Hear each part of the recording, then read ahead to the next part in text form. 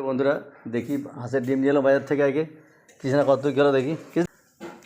হাঁসের ডিমের তরকারি করছি। এই ডিমটা ভেজে তুলে রেখেছি, ফুলকপি দিয়ে, পেঁপে দিয়ে, আলু দিয়ে হাঁসের ডিমের তরকারি করছি। কাঠের উনুনে রান্না ভালোই লাগে।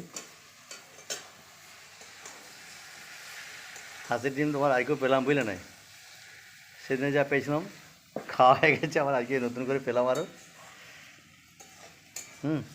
তার জন্য নতুন বলেই ছাড়াতে মানে অসুবিধা হচ্ছিল। তো দেখো বন্ধুরা, মোটামুটি হাঁসের ডিমের ঝোল রেডি। হ্যাঁ, এই তো রান্না কমপ্লিট।